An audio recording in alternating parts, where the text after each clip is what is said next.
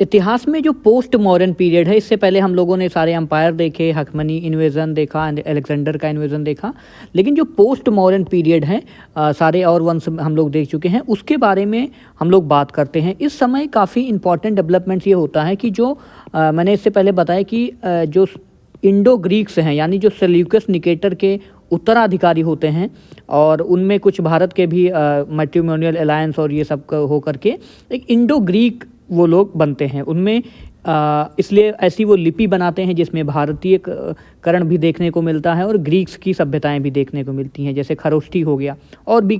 हालांकि खरोष्ठी पर्सिया के इन्फ्लुएंस से ज़्यादा बना है, लेकिन फिर भी जिसको हेलेनिस्टिक कल्चर कहते हैं ना, हेलेनिस्टिक डेवलपमेंट्स जो अशोकन आर्ट्स में और ये सारी चीज़ों में देखने को मिलता है। तो पोस्ट मॉडर्न पीरियड पे हम लोग बात करते हैं। इसमें जो अंपायर काफ़ी इंपॉर्टेंट है वो है इंडो ग्रीक्स देखेंगे, शक देखेंगे, पहलो देखेंगे, कुषाण देखेंगे। ये इसी टाइम लाइन से इतिहास में पढ़ाए जाते हैं। इंडो ग्रीक्स सबसे पहले ये आखिर भारत में आए क्यों थे? क्योंकि भाई देखो, चीन की जो सभ्यता थी उन्होंने अपनी दीवार बना ली थी, ठीक है, और जो सकास थे, कुषाण थे, हूण थे, ये सब से काफ़ी प्रेशर पड़ रहा था। तो इंडो ग्रीक्स ने सोचा कि चलो भाई भारत की तरफ चलते हैं। उस समय भारत में मौर्य साम्राज्य का विघटन हो चुका था, तो कोई रेसिस्टेंस था नहीं, आराम से आ सकते थे, और ये आए। तो इंडो ग्रीक्स की 3 ब्रांचेस थी। अब ये इंडो ग्रीक्स किसके उत्तराधिकारी थे? एक तरह से अलेक्जेंडर के, या अलेक्जेंडर ने अपना उत्तराधिकारी चुना था सेल्यूकस निकेटर को। तो उसकी जो 3 ब्रांचेस थी, एक बैक्टीरिया के आसपास हुआ करती थी, एक तक्षशिला में वहाँ से रूल करती थी, और एक साकल सियालकोट से। तो ये सारे चीज़ें आपको पता होगा।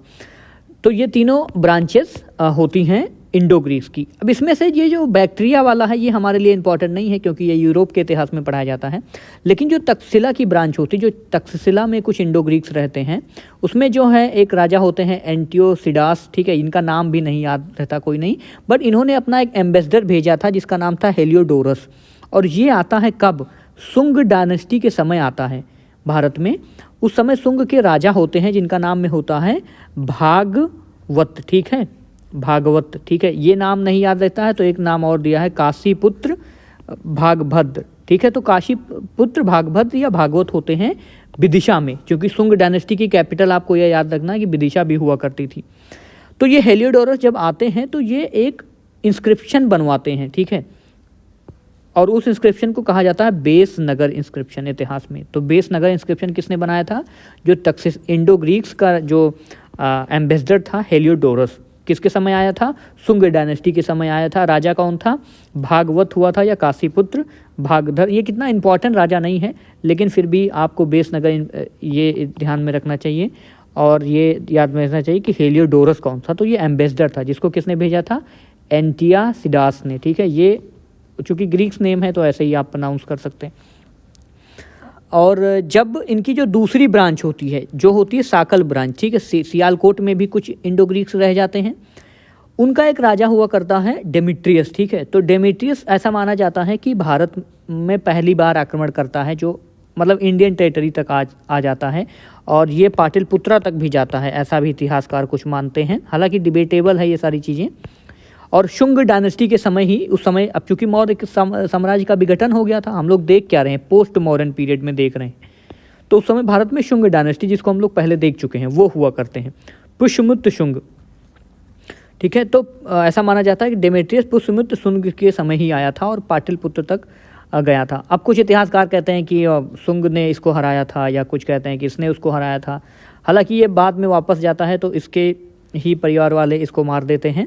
और फिर आता है एक सबसे इम्पॉर्टेंट राजा जो मिनांडर, ठीक है, मिनांडर जिसे हम लोग जानते हैं, मिनांडर का कन्वर्सेशन है नागसेना के साथ, जिसे मिलिंद पन्हो एक में हम लोग जानते हैं। और मिलिंद पन्हो पाली में लिखा गया है, और ये बुद्धिज़्म को अपना लिया था। और मिनांडर को हराया था किसने? पुष्यमित्र शुंग ने। तो ये काफ़ी इम्पॉर्टेंट हो गया है। किसके बारे में हम लोग जान रहे थे? इंडो ग्रीक्स के बारे में।